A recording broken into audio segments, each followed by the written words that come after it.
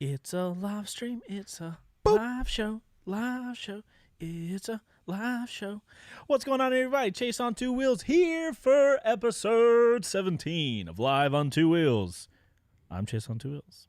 And this is Bo. Oh, hey, sorry, I got sidetracked because there's some random bot in our Discord server. You need to tell that bot to get out. Get out! Speaking of which, guys, welcome to your weekly motorcycle live show.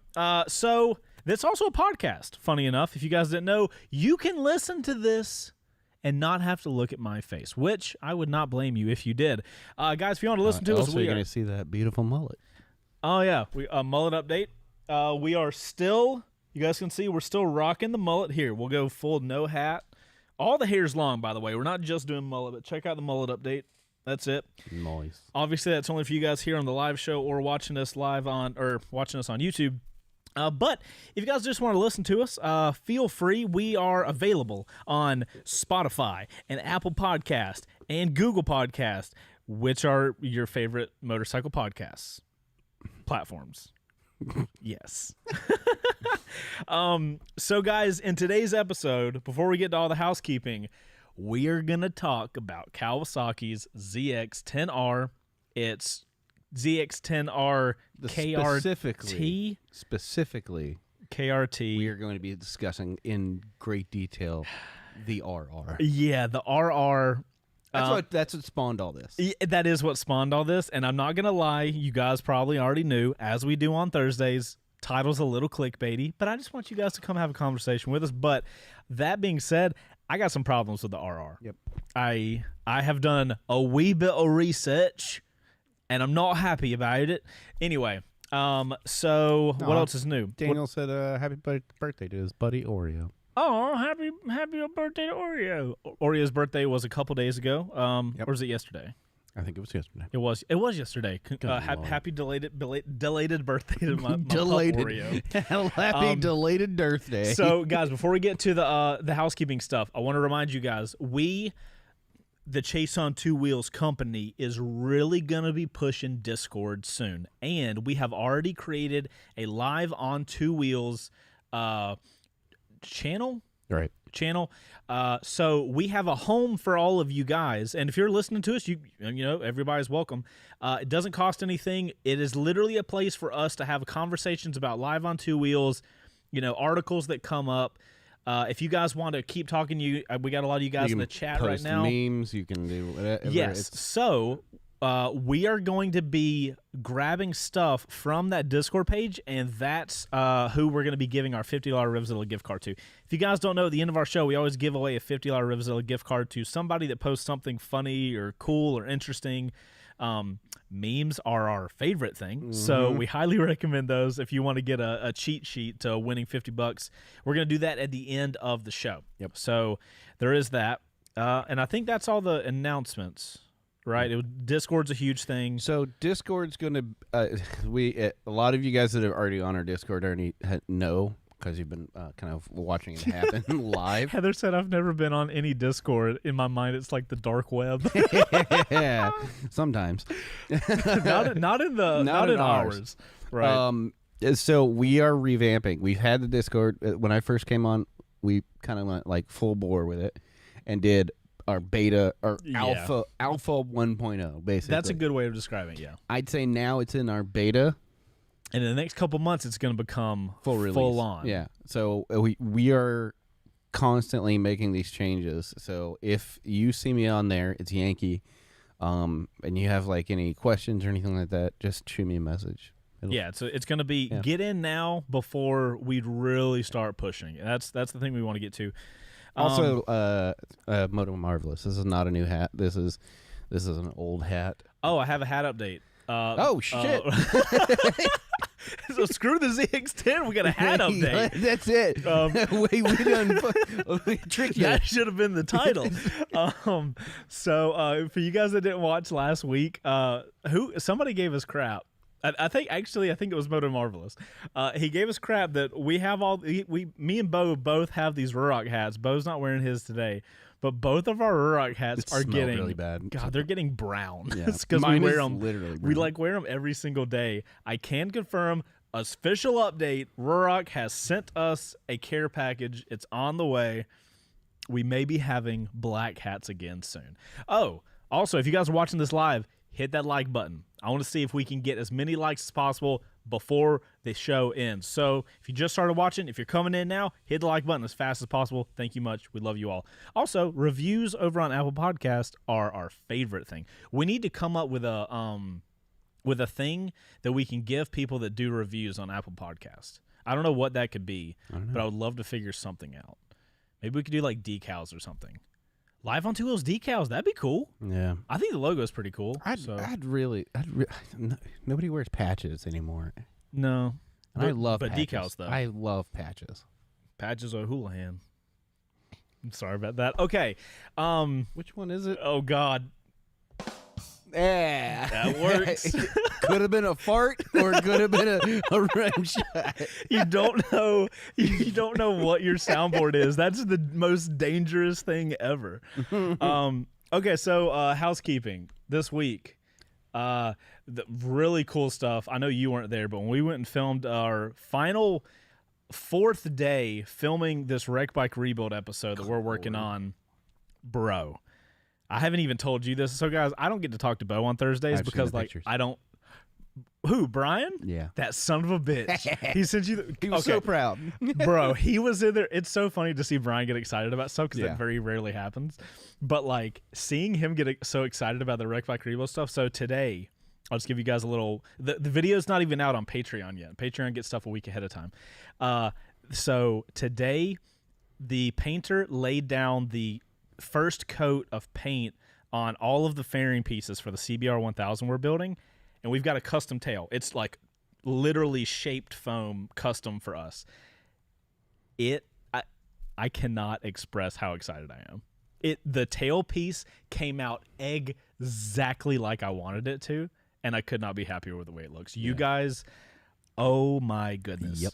So Patreon, I think when Bo gets done with that video, he's editing it. It's going to go up and go live on Patreon on Friday.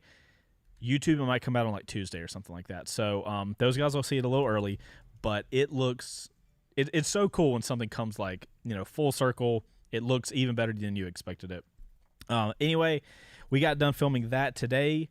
We're getting stacked up on first rides. We've been really slammed doing first ride videos. Got an MT-07 first ride coming out tomorrow for you guys. How can you say that? Like the first ride is the only thing that we're slammed with. Well, we're slammed with a lot of stuff. Like we've got a lot of plans coming up too. Like a lot of our roads are converging. Yeah. But we are like we're a week ahead on first rides now, which I'm super excited about. And after tomorrow, we're going to be 2 weeks ahead of time, which is like tomorrow I'm going to be riding a V4R, which from what I hear is disgusting. So I'm really amped for that. Yeah. Supposedly, check this out. You would think a Panigale V4S and a V4R, they'd be slightly different, right? Maybe some like winglets or something. Right. Would that be? I mean, yeah. So the V4R, totally different. Different engine, dry clutch, literally everything different. Cool, because that's what you want to do with your model line. I was literally talking to Brian about that on the way back, and we were having that conversation of like, because I came into it the same thing. I was like, oh, it's slightly different. Brian's like, no, it's an entirely different motorcycle. And I'm like, oh. And then they went and cranked it up the other day, and I'm like, oh, goodness. Okay, so it's totally different. So yeah, really, really cool stuff happening around here. Bo, what's going on your end, Mr. Edit Bay? I mean, that's my life right now. Is just like you guys go off and you film stuff. Here's the thing: there's part of me that misses going on first rides, but like I get so much done when you guys are not here. When the whole team is out filming, it's just like you just take your pants quiet, off and just do it. Pants come off, and I'm in edit zone, bud. If you guys don't know, the shop joke is that because typically it's Bo stays here, me, Brian, and Luke go out and film something. And the current joke is every time we're on the way back, we're always like, I wonder if Bo takes his pants off and edits when nobody's 100%. We haven't caught him yet, but supposedly it happens. It's the lore of the shop. That and the garbage truck, man. Okay, so I mean, other than that, my life is back end of like Discord and stuff. Because once we Once we go live with the website, Mm-hmm. pretty much that's when we can more or less be done with setting up Discord, and it'll be ready to go. Have we talked about that? And we got some real fun stuff. Have we talked about the website yet? Have we mentioned it in passing? Oh, okay. So, like guys, that we're moving over. Yeah, we're moving off of Patreon. We're going to be putting. We're in the final steps of putting our own website together, and guys, we are going to be able to do such cool stuff. Yeah. I am the definition of hyped. Yeah, dude. To be able to put this out. Patreon is just a leech, and oh my gosh. Yeah. Okay. We'll have much more control over what we can do and how we can do it and who can manage and all this other stuff. Right. It's gonna be awesome. And it's going to tie in directly to Discord because it'll be tying to everything. Yeah. And so Discord is somebody asked in there and I was like, oh hey, what's this about cost for Discord? So like to clarify, and I had sent a message, it's like nothing's really going to change. Discord's free. It's free for everybody. Yes, absolutely. We have a section that is behind a block for people who do support through Patreon right now, currently, as the server is. And the only thing that's going to be blocked is the communication of Wreck Bike Rebuild stuff. Right. That's all it is. That's a channel that's like basically an extension of the Patreon page in a way, because that's where people can talk about the projects without giving it away to the rest of the group. Right. So that's not changing. It's just where that's coming from is changing. It's going to be coming from the site, and it's going to be condensed and a lot more open and all this other stuff. So there's a lot of really cool stuff happening with I think a lot of stuff's going to make sense. And I think that's all we really have as far as it's been, work, knock all right, videos let's out. shit on this Cowie. Oh, man. Kawasaki. Let's get into yep. Bo, go ahead and cue that one up and get ready for it. Mm-hmm. So, guys, basically, to catch everybody up, Kawasaki for the 2021 year model updated their ZX10, which is their flagship supersport, as many of you guys probably know. Isn't it classified as a super bike? Yeah, I think that's what they title it. I can double check that on their website because I have it pulled up and ready to go. Yeah. Or actually, no, they break it down even higher than that. They just have Ninja. Okay, they just have their street/track. All of those are Ninjas. And then inside of that, they have Sport, Super Sport, and Hyper Sport. Super Sport are ZX6R, ZX10R, ZX14R. Their Hyper Sports are all their H2 stuff. So before we go into it, because I want to kind of point this conversation in the appropriate spot. Okay. I like the ZX10R, and the new one looks great. You like the brand new one? The brand new one. Okay. The base model ZX10R. I like it. Right. Let's go to my screen real quick. Let's show a photo. So, guys, so we're on the same page. It looks like a Kawasaki. Right. But it looks like a Kawasaki where they kept the design language and just updated it. So we got the base model here. Do you have a picture of the profile? I do. Yeah, it's right there. Right here. That right there, that looks like a Cowie. When you go to that picture that is down at the bottom with all the bike models together. Yeah. All right.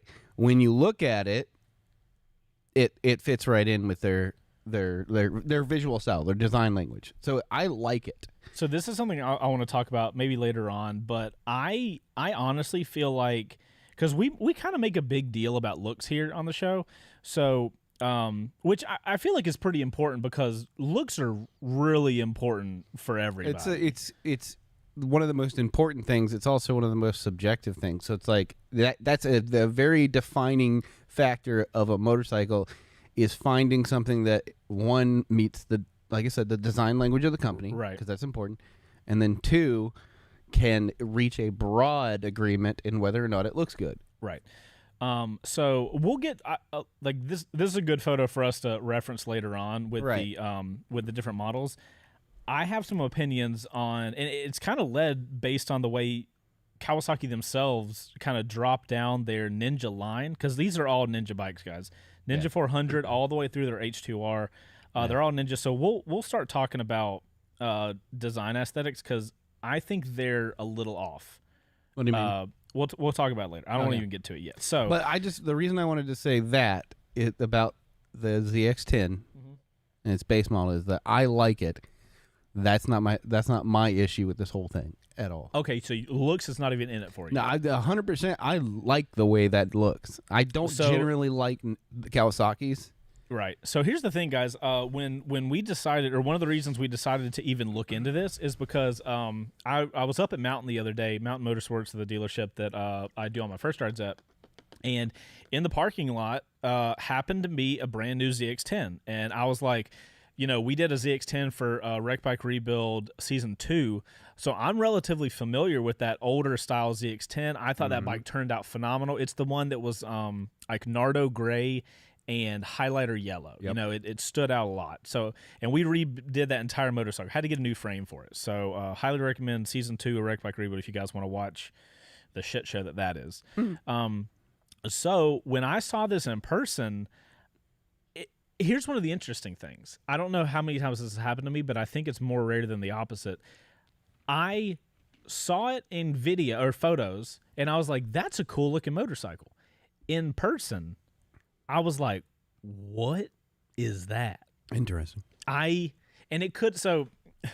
even posted the photo online, and Instagram reacted so much that I think I told you, it's like, so typically a photo on Instagram for me gets like 1,500 likes or something like that, depending on what it is. That's not a lot, trust me. But that photo, which was shitty, dude, the sun was glaring off the phone. You could barely even tell what it was. The photo got like 3,200 likes. So I saw that, and I'm like, oh, okay, cool. People must be super interested with this ZX10. And the one I saw, you guys can go to the C2 Pigs Instagram if you want to see the photo. I don't recommend it. It looks terrible. But I was looking at that bike, like, I mean, I get the Kawasaki-ness of it, but I don't feel like it looks like a Kawasaki. I could not disagree more. I can't wait to talk about looks then. Okay, so before we get to that. But let's point, we can talk about those things, but let's point the conversation, because we could talk about the new ZX10. Right. So we got specifically. I saw all the interest. That got me looking into the ZX10 because and that's when it happened. That's when it went down. It's kind of the same thing as the Suzuki GSX S1000. Yeah. I saw a post about it, and I'm like, oh, interesting. Let me look into this, and that's when I got mad. Anyway, so I'm looking into the ZX10, and personally, back in the day before this body style, ZX10 was my number 2 favorite super sport. R1 was probably my top one because I'm a pretty big Yamaha fan as far as the super sports go. And then this thing came out, and I don't really have a problem with the base model. The price point is coming in at like $16,399 for the non-ABS, which we could do a whole show on it. But why can you get a 1000 with no ABS?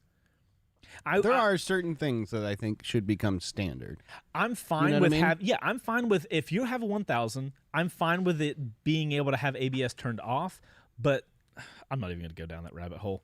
Anyway, so for the non-ABS, $16,399, pretty standard. Is that comparable to other 1000s? It is. Okay. It's right there in the line. Okay. So I don't even mind I don't the often KRT. Window shop for leader bikes, so I'm not really up to date on it. Me either. I only know this because of all the research I was doing. But they're all within a couple grand of each other. Okay. Which when you're spending $20,000, I don't think you're going to make a huge buying decision off of $1,000 difference. So they have the KRT version, right? So we're going from $16,699. $16,399. It's only a $300. So go back to the. So this is the base. Yep. $300 more. You get the the super fun Kyle edition or whatever the kids call it these days. Here's my problem, Bo. If you want to get anything bigger than the ZX10R, boom, $28,999. What does the ZX14 go for? Good question. Let's reference. By the way, for you guys curious, that is a $12,600 price jump. Yeah, that's a whole nother fucking motorcycle. To go, guys, from the KRT. Oh, wait, I think I did it from the base model. From the base model to the ZX10RR. $12,600. Okay. Cool. just as curiosity. I'm doing. Bro, the ZX14R goes for $15,399. Bye, bitch. Actually, bro, the Ninja H2SX, Okay. 25,500. All right. So, Bro, hold on. An H2 clearly, base there's model something H2 wrong. is 29,500. Is the RR a limited edition? No. It's limited. No, it's not limited. No, it has no numbers. What the Okay, what the now fuck? hold on. Wait, what? Okay, the fuck? I would understand. So hold on, before we get to Chase's frustration, Okay. because Honda and Yamaha both have a race level spec, Right. hyper sport, or super sport. So let's go over to those. Right, if you guys not familiar, Honda has their CBR 1000 RR RSP, and Yamaha has their yeah, herbs. And then the Yamaha has the R1M, right? These are something consistent of all these motorcycles that I've noticed. They all have titanium internals. Okay. So if you guys They're that don't lighter? know, from what I've talked with Brian, titanium's lighter. They don't spin which faster? all it means is the engine can rotate faster. You can get higher RPMs, more power. More That's rip'ems, more go. more rip'ems, more zooms. So, so we can get a reference. So the ZX10 RR is what was that? 28,999. So 29 grand, right? Minus a $1. Okay, so let's go to the other race spec super sports. R1M, 26,099. 26 grand. 4 grand lower. Okay, about we're not the going to go into what each of these get in them. I just want to establish a price. What level. about the Honda? Honda, 28,500.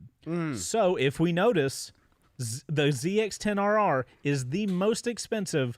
We're calling it race spec super sport. So the R1M, I don't know much about, but we did the RSP. Yes, we And did that the first thing- start of RSP. That thing is. The RSP is a significantly different motorcycle than the RR. So yeah, I mean, like, significantly. this is what we were talking about earlier. I was talking with Brian about this because I'm not the demographic to buy this motorcycle. Right. I don't have that kind of cash, and I don't do those kind of track days. But most of them, the ZX10 base, you can see how it gets to the ZX10R because it just adds a few things. The R1M, you can see how they take an R1 and they get it to an R1M. The SP from Honda is a totally different machine. Yeah, So doesn't it use a different engine? yeah, the SP is not as good of a 1-for-1. The Right. R1M is a much better 1-for-1, but I would feel remiss if I didn't add the SP to this list. And Honda positions that bike as that. It's just the only company that like totally transforms it. So let's talk about the R1M first because it's the lowest price point race spec. Right. So I've got this broken down into different ways. The R1M gets a $8,700 price jump Okay. from the base R1. You get for that $8,700 electronic Olin suspension up front. You get an upgraded rear shock. It's not the electronic R1M? suspension. This is the R1M. Okay. You get a larger rear tire. It's interestingly 2 pounds heavier at 450 pounds. The seat height is marginally changed by 0.2. It's a 0.2 higher. GPS data logging. So it's very track focused. Yeah, that's Nobody's super- going to care about data logging that's not going around a track. And then, like I said, titanium internals. The R1M has this cool kind of aluminum gas tank looking thing. It's got a really cool look. Okay. So that's what our additional $8,700 is getting us over on Yamaha side. Now, let's go to, like I said, the second most expensive track spec super sport from the big four. By the way, we're not going into the Aprilias of the Ducatis. Pricing is going to get thrown out the window if we do that. So we're trying to keep it. To keep it in the Japanese. Yeah, side of we things. need to keep it in the Japanese because the pricing gap will just totally ruin all the numbers for us. So we're going to keep it in the Japanese. So over on Honda, CBR 1000 RRSP. So now we have a $12,000 price jump. Very significant amount of money. Right. But again, totally different motorcycle. Yeah. So it's got selectable torque control. It's got a quick shifter, throttle by wire, titanium connecting rods like everything else. Okay. Öhlins electronic suspension. It's got a longer swing arm. It's got larger throttle bodies. Substantial amount of things on that then. Even if you are looking at one bike to the other, bro, they don't even you could literally say, oh, you could make up a name and it could be sitting right next to another CBR. If we're gonna be really honest, it doesn't look like a CBR.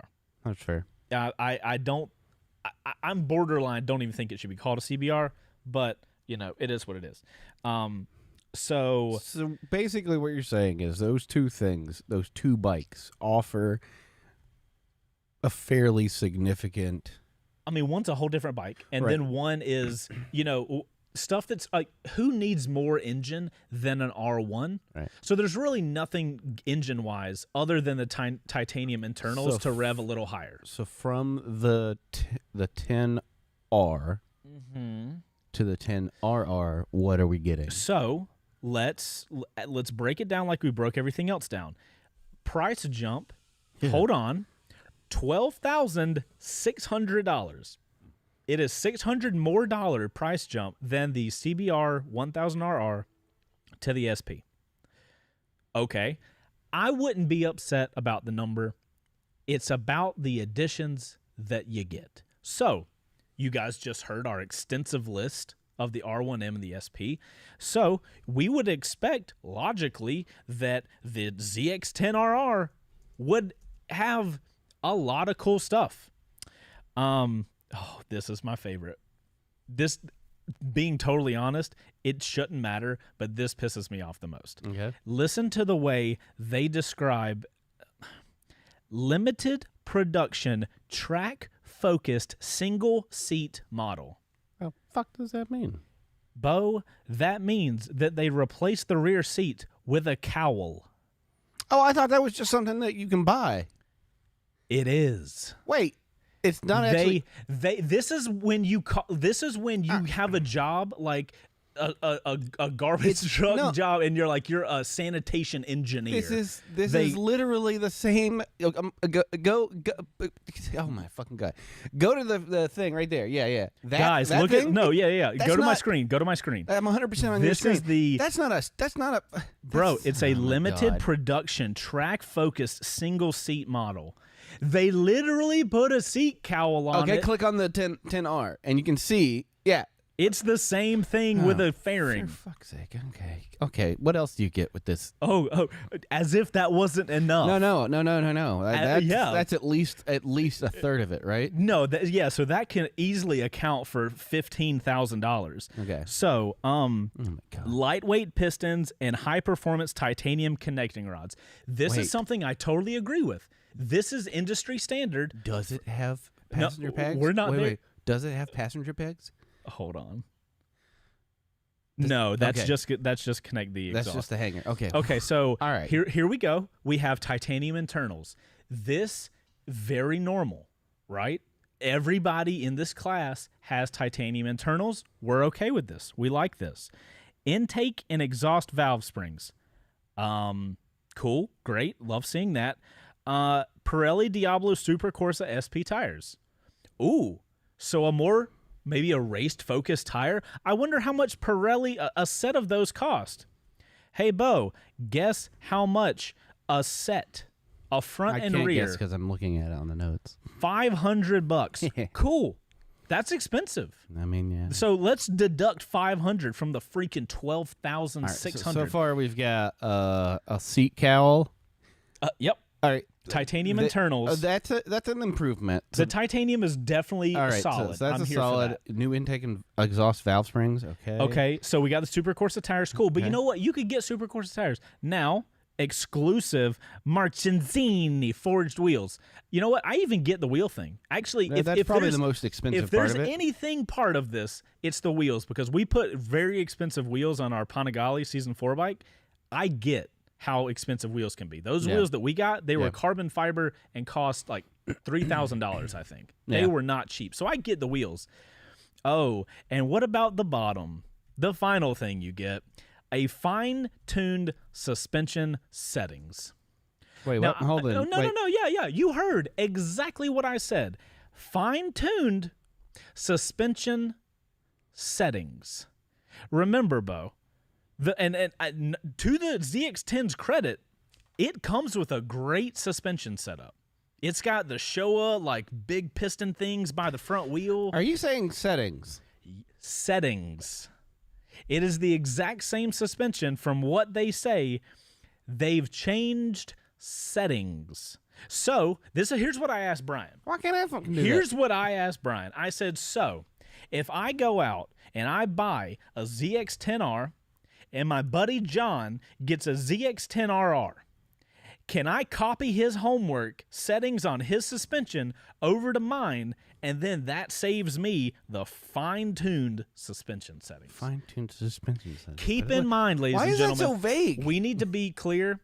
I'm an idiot. Okay. So I could be totally wrong, but if I'm not, and you are telling me you want people to pay that much money for you to set the settings and to put a seat cowl on? Bro, I'm going to tell you, pound sand. Bro, you are not... I tell you this, people that are buying this are not the kind of people who give a shit about what it does. 100%. If you were about to spend $30,000... Ain't nobody that's... You can buy a car. Ain't nobody that's spending $30,000 on a motorcycle that just has that name. This is rich people flex. That's all this bike is here for. Like, this doesn't give you anything. Like, okay, if I'm a racer and I'm racing a ZX10, maybe we'll get the 10R so that we don't have to do the internals. And then we're going to... our team is going to, like, pump all this money. And you're probably not paying full price for the bike anyways. Right. So that's the one person. If a person goes to their site and buys that bike, they're not doing it because they give a shit about what it's capable of. They do it because I just bought a $30,000 motorcycle. Well, here's and then they're gonna ride it, up and down. So 20 here's and the thing 75. that gets me so frustrated with this fine-tuned suspension settings.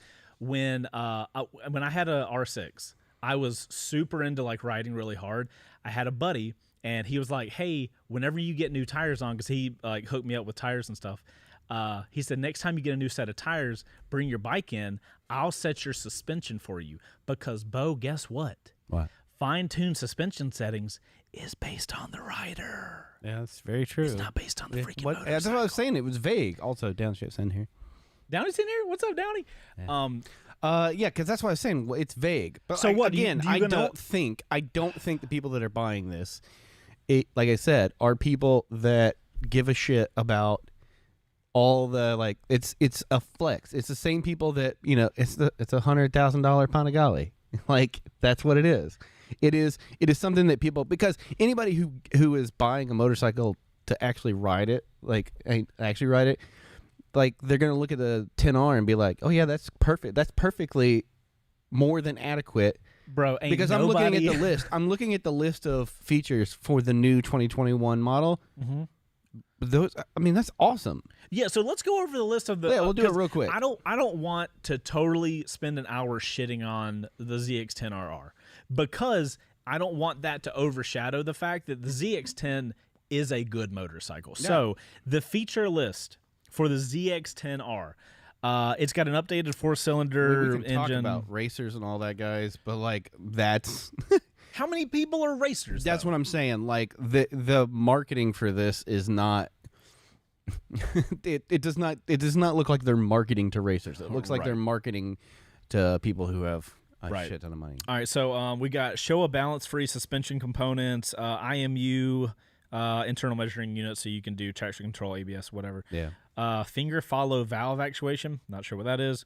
High spec Brembo brakes. Love seeing that. Quick shifter, great. Kawasaki traction control system. Launch control, which that's terrifying. Kawasaki cornering management function, which is cornering ABS. I would imagine. Olin's electronic steering damper. So, Kawasaki, engine brake control. So, like, the base model comes with a ton of stuff. Look, I look at this and I think like, okay, so then something also occurred to me, and then there are different techs for different leagues of racing, right? Right.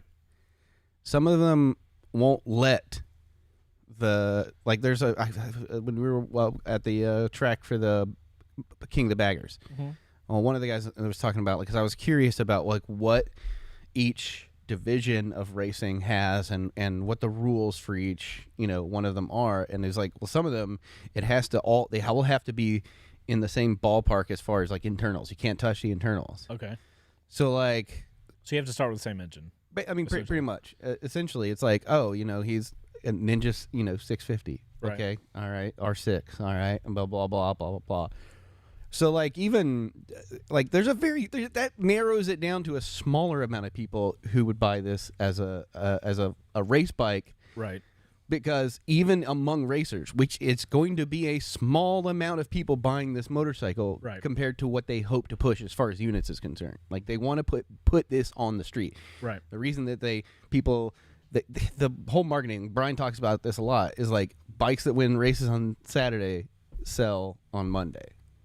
Like that's the idea. That's the mentality. Yeah, I really disagree with that. It's 100% the mentality of the marketing team to try to that's why they right. The way that the company. I don't agree with it. I'm not buying a bike because it's winning. Do you know who is currently winning World Superbike? Don't fucking care either. Do you know who's riding what? No, I was paying attention to King of the Baggers. Actually, so that's kind of unfair because you're not a super sport guy. But if you ask me the same questions, I don't know. You're not going to know either. Honestly, I don't care. I have respect for what they do. Don't get me wrong with that. Yeah. But I don't. I'm also not buying a motorcycle based on I'm not buying a Challenger just because it won King of the Baggers. Bro, right? that makes no sense to me. So why am I going to buy a motorcycle that this dude who has dedicated his whole life to do this one thing? Raymond says motorcycles are closed on Mondays. Right. Dude, it makes no sense. I could not disagree. We could do a whole show on the whole whatever wins on Sunday is bought on I think Tuesday. People that are serious about riding mm-hmm. are buying the 10R. Well, so we were having this conversation. You know what I mean? Yeah, yes. But we were having this 100%. conversation of, okay, if you are going to buy, if you have that much skill, which, let's be honest, less than 1% of people riding a 1000 do. If you have that much skill, would you, I'm pretty sure if we as a shop bought a base model ZX10R for $12,600, bro, I'm pretty sure we could make that faster than a ZX10R. That's an expensive low side. Can you imagine? Yeah, I just can't get behind the idea that price is worth what they're offering with it. Again, the forged wheels I get. The titanium internals, I'm solid on that. Yeah. The rest of it is like somebody said in chat, it's like $4,000 worth of upgrades for $12,000. And it's not limited. They probably could have squeaked by if they only made a certain amount of these. Yeah. And it would literally be a freaking plastic number. Yeah. Or, let's go crazy. Stamp it could it on be the a metal stamp on the bike. Yeah. Boom. It's a numbered motorcycle. You know what? Maybe Downey's chomping at the bit to get in on this one. Oh my God, Downey, we're gonna have you on the show at some point. Sir. Don't worry, bud. So when you think about other bikes that have done this kind of thing, and here's an example, dude. Ducati puts numbers on stuff, and guess what happens? Yeah. You can charge whatever you want. That's that exclusivity there is one tax of blank. Yeah, it's the exclusivity.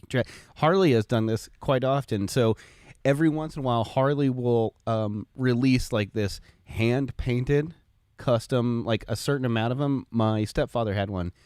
It was a Fat Boy, and like it's a whole thing. You pay the exclusivity thing, but you get a giant, and I mean like a 3 foot by like 2 foot Really? piece of aluminum with the paint scheme on it, numbered and signed by the artist, and like all this other stuff. Okay, I'm not gonna lie. If there was a bike that I was like really attached to, I would legitimately consider that. So I think that's where they missed the mark, because like there's nothing incredible about hopping onto the RR. There's like hey, if you get a Superleggera V4, it costs $112,000, but hey, you get a custom painted crate. It's $100,000, and that crate you tear it up to open it.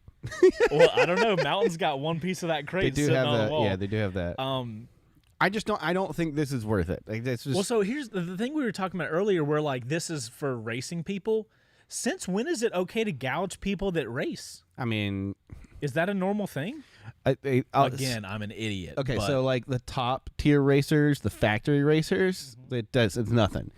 But like there are guys that aren't factory racers that are having to pay. Some of them will have good deals.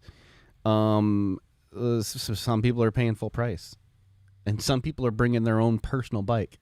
Like I mean, like you go down the list, like from the top of the top. Yeah. It's like your factory racers, and they don't spend a cent on that thing. Yeah. Okay. So I right, get that. And then it just goes down the list, and people can get like, oh, I got a good deal because I'm sponsored by so and so, and so that like helps. A dealership or something right, like and then that. they go down to like, oh, I'm paying full price for the bike, and then curious. It's like, oh, I've had this bike for 3 years. I go to work on this thing. I'm the mechanic that does all the work on it. Right. I wonder. So like, I bet racing.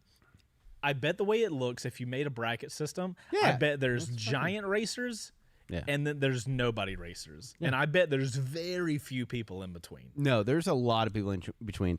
And in fact, I'd say there's more people in between. So like, you think so? At the King of the Baggers, right? The top 2 racers there, right? Tyler O'Hare and I forget the other guy's name. It escapes me right now. But the 2 factory riders, Harley and Indian, only factory riders there. Then so those are the big guys. Then there was one guy who was riding a Street Glide that still had the gauges in the cluster. That was his personal bike. I'm not convinced he didn't just accidentally drive onto the track.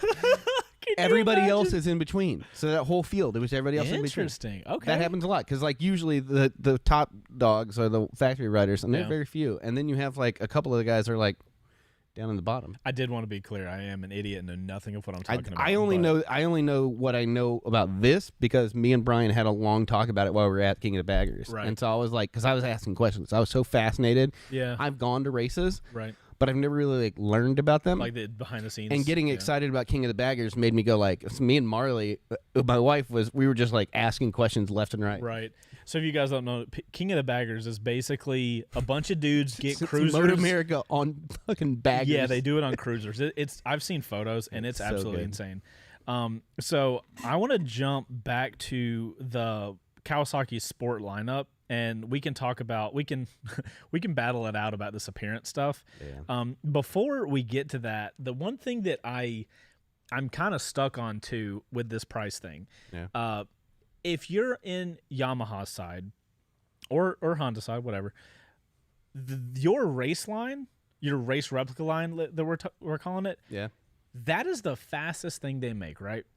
So, well, I don't think the speed is about, I mean, you know? I mean, relatively for that, like it's the thing you're gonna take. It's the best thing for the track. I would say its performance is higher than others, no matter where it is in the line. Right. So you'll understand what I'm saying in a second. So the R1M is the baddest mother effer you can get at Yamaha, right? Yeah. So it would make sense that it has no cap, right? The CBR SP. It is the baddest mother you can get, no cap. Here's the thing, though. Kawasaki got the H2. Are you saying no cap as in the new cool thing to say? No. Or are you saying no cap as in there's no ceiling? Are you trying to be like TikTok cool, or are you saying there's literally no cap? You can ask my wife. I have no idea what no cap means. I don't know either. And so when you were saying it, I was like, does he know? Do I need know, to ask him right now? I know that no cap is a thing. I forget what it means. I was having a moment where I was like, I get to finally find out what the fuck this means. The funny thing is, Heather and I last night watched a video on what is what, and I had forgotten already. Because you just said it in a way, in context, that sounded correct.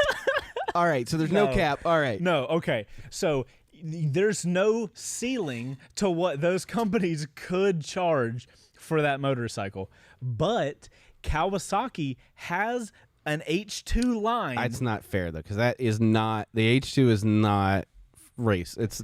Okay, yeah, so you know what I mean? Here's what I mean.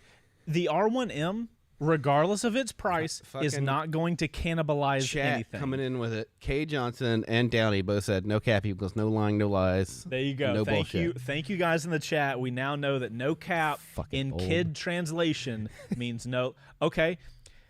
No cap. Yeah. ZX10RR, stupid as fuck. Yeah. Like no cap. I don't. So my question for you then, having ridden the SP, is that worth the money that it cost more than the RR? Okay, so you have to ask me in a scenario where I have the money and I do the track days, right? Yeah. Because otherwise I'm not track spending days specific. Yeah. So if I was a guy with 30 grand and I was like, man, I want a bike and I have the disposable income, Yeah. I'm going to go to the track. It is a no-brainer. I don't even have to kind of think about it.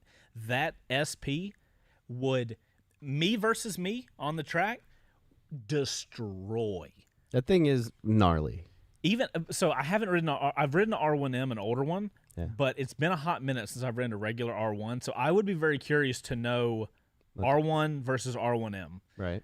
Granted, I know for a fact like somebody needs to do first ride. It sounds like we're gonna have to contact somebody. Yeah, H2 is a drag bike, so we can't it's meant to just go. Well, my point though is even in Kawasaki's image, when you go into the Ninja line, if you go too expensive with this one, you start getting cannibalistic with these. Our Yamahas don't have that. Hondas don't have that. Kawasaki has that, and it's almost like they're pricing their people out. A ZX10RR costs more, or what is it? An H2 costs $29,500. Yeah. How much does the big thing cost? But again, we're doing this thing where we're just going by cost. That H2 is a different thing than the ZX10. People that ride the ZX10s are the ones out there that are carving. The H2s are meant for people who are going butt fucking wild on the interstate in straight lines. In that case, why don't you get a ZX14? 15 grand. That is for people who want to go butt fucking nuts in a straight line while carrying their lunch.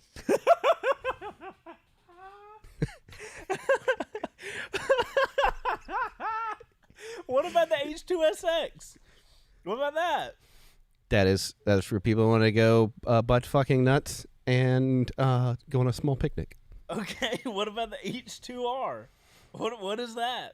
What is that? 55,000. Yeah, that's the one that's like the supreme beast, right?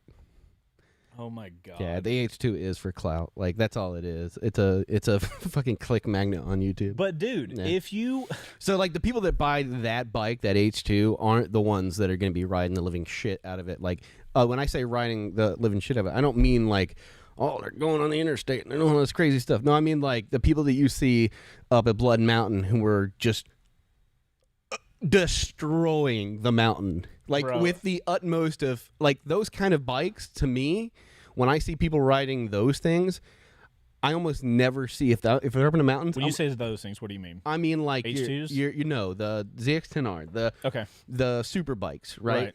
I rarely, in our circle of people that we've ridden, I rarely see a person on that much motorcycle up in the mountains that isn't a laser up there, or at least close to it. You see a lot of butt fuckery on H2s. You're talking online specifically.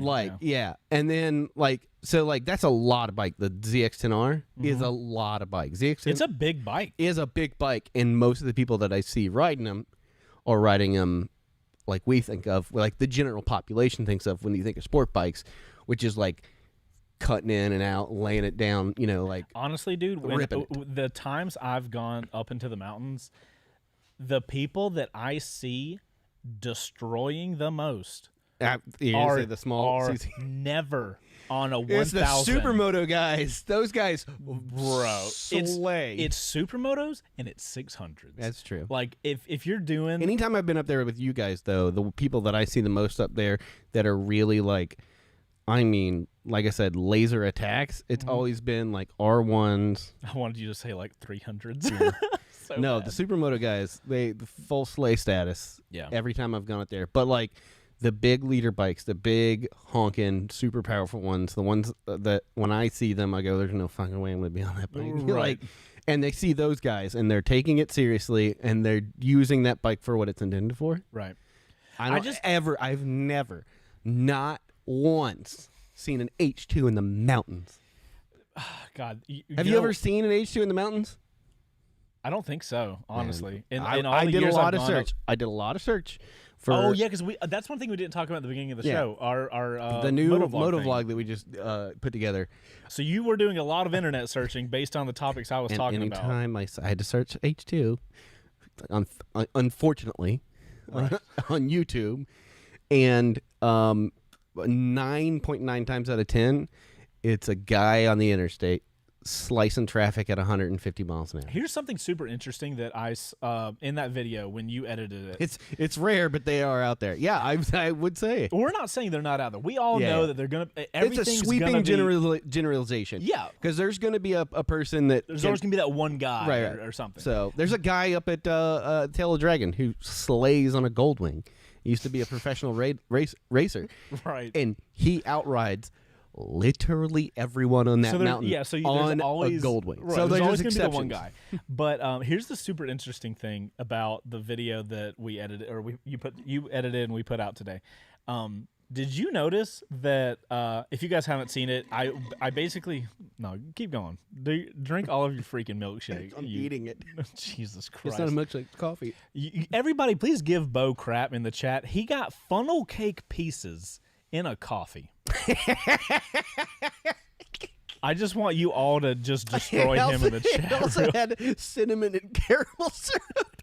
Jesus Christ. And chocolate sprinkles. Oh my God. What is wrong with your child? And whipped cream. Anyway, okay, so when I was watching through that video, because when you get done with an edit, I watch through it to make sure it looks good. When you took the audio, out of clips of people doing highway runs, yeah. Did you notice it takes it how right. It looks so boring. Dead it looks. It looks boring as fuck. I've never done that before though. So when I saw that in that video, I was like, interesting. Yeah. Once you drop that sound and then all the excitement's not there from the sound of the motor, you realize like, you're just like you're literally Now I get it being on a bike. So my uncle, this is when I still had the FZ6. We were on the interstate. My uncle was riding S1000 RR. He's like, "Hey, you want to trade these?" And I was like, "Hey, sure, I'll try it out." I've been riding for like 6-7 months at that point, so I was like, "Yeah, I feel confident." Right. So we pulled off on the exit, got on, and I had it in like the lowest mode, and I was just trying to get used to it. And I was like, "Oh, this is really tame." Blah blah blah. And he's like, "All right, hit this button.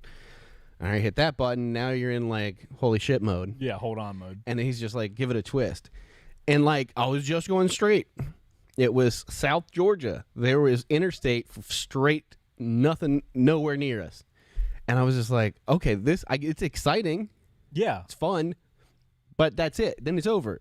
The more you do that, you are diminishing the amount of fun you're getting out of it. And then once I took the sound out, I was just like, well, here's the thing. For you guys, I'm sure most of you guys ride, but if you don't, the faster you go, just the way a motorcycle is made, it is the most stable you're ever going to get, especially now with all these like winglets and stuff that bikes are starting to have. That's another thing I'll bring up about the bike, about the change, but they're dumb stable. So the faster you're going, the more stable you are. So it's like you're safer going straight in a straight line. So cool thing that I saw, shout out to Zach Kortz on his review of the ZX10 over on Revzilla.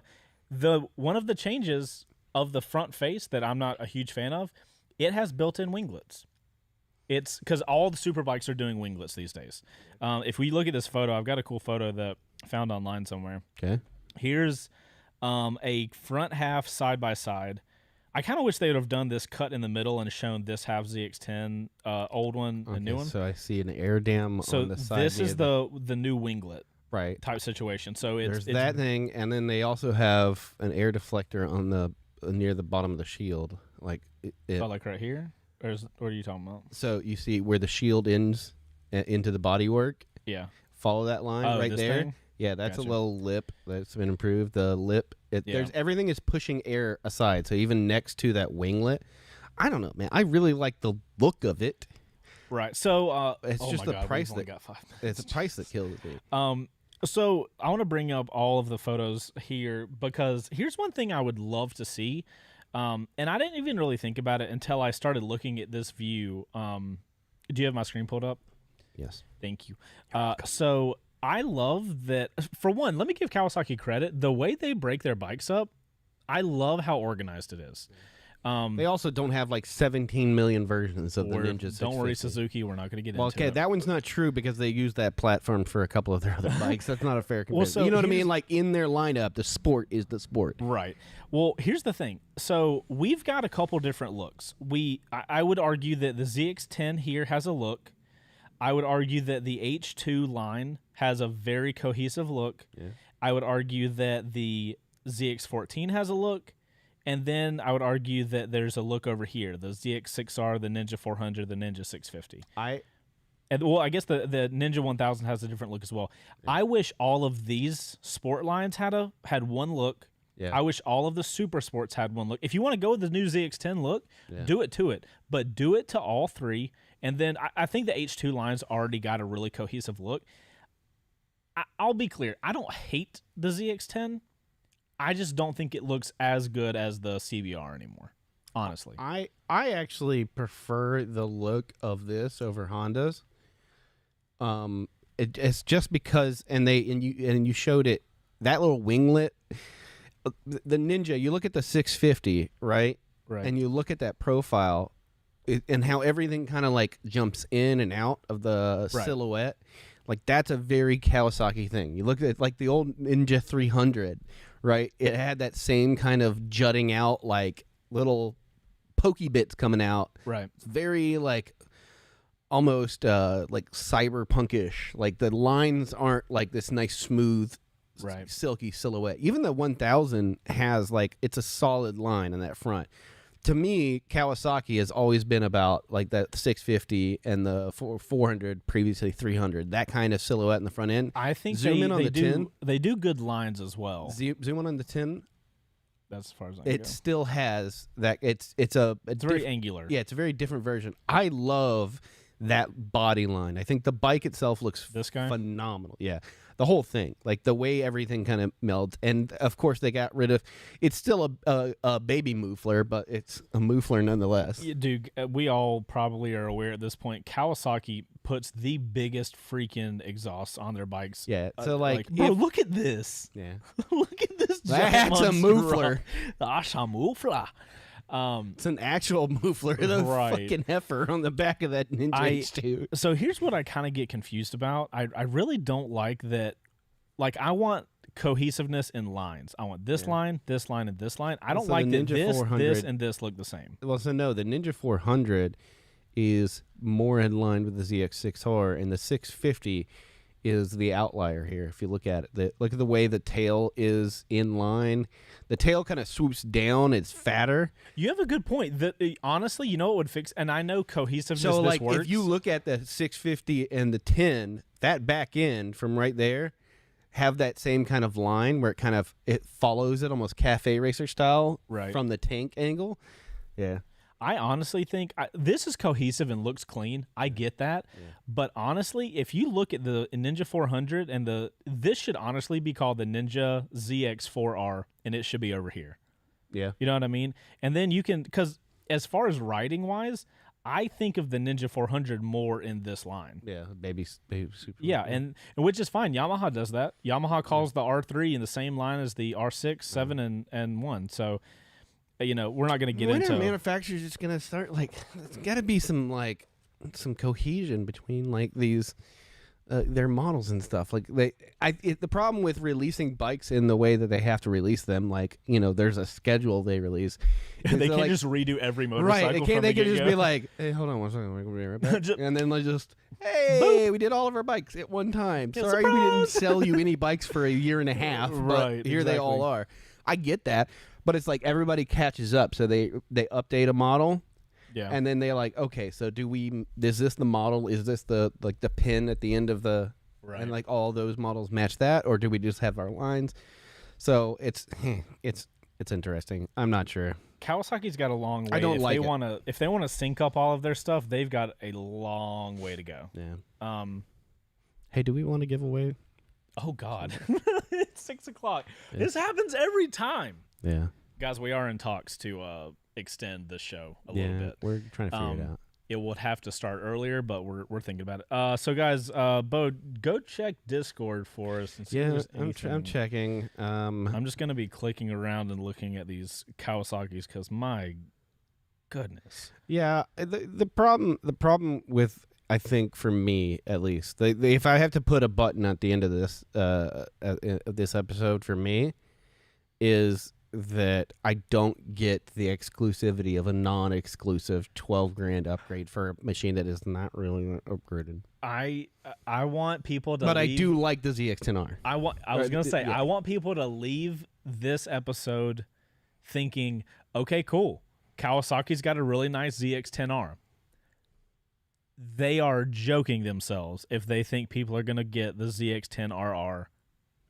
Like any reasonable person, I would be shocked to see one of those in person and somebody have a conversation with me of like, oh yeah, I chose this because the garbage truck came by and he was like, hey man, I got a lot of free stuff I can put on that thing. It's only going to cost you $12,000. Bro, and somebody like this. You liked this photo in Moto Photo. Mm-hmm. So we don't have anything. We have to start using as like a community. Start using the Live on Two Wheels channel in the Discord. So I'm just pulling a random thing from Moto Photo. Oh wait, I can show it on my screen. I can show all Discord stuff. Yeah, Moto Photo Peanut EOD. Moto Photo. Here, let me copy this message link and I'll just send you a direct link to it. Okay. He posted it. You liked it, so, and it looks freaking sick. If you click on that link that's in your messages now. Boom. Oh, this thing, yes. Yeah, dude. You guys check this. It's got to be like some race R6 that this guy had painted. It looks so good, dude. Yeah, this was cool. This was really fun to see in our Moto Photo thing. We have a section on Discord, guys, where it's literally people can just post photos of bikes that they find. Yeah. This thing, I came across this and I was like, oh my goodness, check that thing out. Let's. I'm gonna say that's the winner because that thing looks mean as shit. It really does. Yeah. It makes me miss the R6. I love that. Aw. R6s are good stuff, man. Yeah, so we'll get in contact with him. So yeah, I'll send him a message and whatnot. If you guys want to participate in this kind of thing, just join the Discord. The links are in the description, right? We will make sure that there's a link in the description. Link in the description, and we have a channel specifically devoted to Live on Two Wheels, so you can go down there and like post questions, memes, all types screenshots of Chase's face in a weird way. We have that page entirely for you guys, so treat it how you will. That's our place to have conversations with you guys throughout the week, and then obviously we go live on every Thursday night, 5 p.m. Eastern Standard Time, so that way we can all jump over here in the chat, have our conversation, do what we got to do, and then the rest of the week we can kind of hang out over on Discord. We would love to have more of you guys over there. I will make sure before I leave the shop tonight that this episode, when it goes up on YouTube, has a link to the Discord so you guys can go check that out. Again, it costs nothing, and we would love to hang out with you guys throughout the week. Also, it's 4 minutes past, so we are going to head out of here. You guys, this show is live, obviously. Yes, Daniel. We are late. Thank you. We are, thank you. He's just giving us a time update. Yes. -5, -10. So guys, this is a weekly thing. We do this every week. We'd love to have more of you guys. We had a ton of you guys in here tonight, so clearly the ZX10 has a lot of interest. Yeah. Hopefully the ZX10RR has more interest. Thank you, Bo. Thank you so much. Theodore, Discord. It links as always will be in the description. We'll put them there. They might not be in there right now, but I'll add them Yeah. when it goes up on YouTube. No, you do have the Discord link in the description. Oh, I do. Good for me. Yeah. That's a Yep, surprise. you can click on that and join up. All right, guys. We're out of here. We hope you guys have a phenomenal Friday. Phenomenal. Wait, is Luke in here? It is. Yeah, he Bro, is. Big what? ol' heart, bud. Hey. Oh, What's up, buddy? He couldn't stay away from us. Oh, it was like the other day. He had to just stop in and say, hey. It's like, hey, guys, some garbage truck here. Just want to say hi. All right, guys, we're out of here. Thank you guys for hanging out with us if you're here live. Thank you for watching the show. Make sure to hit that like button if you're here on YouTube.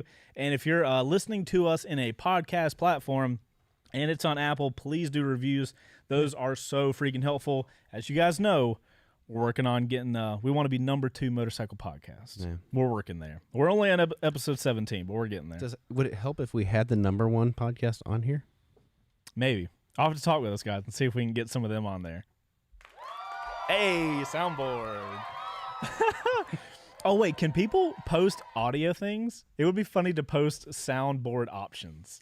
I mean, that could get real squirrely, but yeah. I take that back. That's a statement I wish I didn't make. All right. Love you guys a long time. Thanks for hanging out. We will see you guys next week for another episode of Live on Two Wheels and first ride of MT-07 coming at your faces tomorrow. You guys make sure to go check out our, what do we call them? Topical Moto Vlogs. Yes. They're back, baby. We'll see you guys next week. Goodbye. Bye. What about the fart?